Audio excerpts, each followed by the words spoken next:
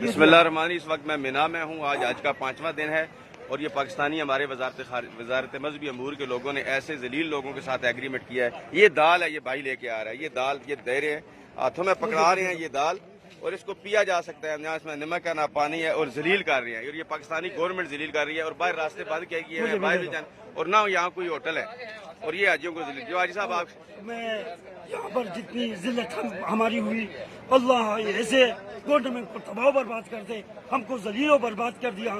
یہ جس کے ساتھ ایگریمنٹ کی ہے، یہ روٹی کھانے کا قابل نہیں ہے، سالن ہے اور سالن بھی پانی ہے، روٹی نہیں مل رہا ہے۔ یہ کیسا ایگریمنٹ ہے؟ کیسے حکومت ہے؟ کیسے سینیٹر طلحہ محمود ہے غلط پالیسی چلا رہا ہے؟ اس کے لیے ہم یہاں پر ہاتھ اٹھائے تھے کہ اللہ رب العزت ایسے وزیر کو ختم کر دے، اس کے نسل کو بھی ذلیل و خوار کر دے جس طرح ہم کو ذلیل و خوار کر دیا ہے۔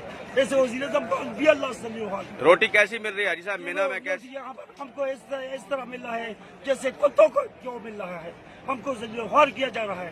اس ذلت ہے، پاکستانیوں کی ذلت ہے جی، کھانے کے ڈبے سے لوگ روٹی اٹھا رہے ہیں۔ اور روٹی کا معیار کیسا ہے؟ روٹی صحیح ہے؟ روٹی بہت غلط ہے، اگر کھانے کا قابل نہیں ہے۔ اگر روٹی ہمیں ملے نا، ہماری گھر میں روز ابھی بیوی سے لڑائی ہو، تو ہماری روز لڑائی ہو، ہماری بیوی سے لڑائی ہو۔ روٹی میدا ہے یا آٹا ہے؟ کیا ہے روٹی؟ روٹی کچھ بھی نہیں ہے۔ بہترین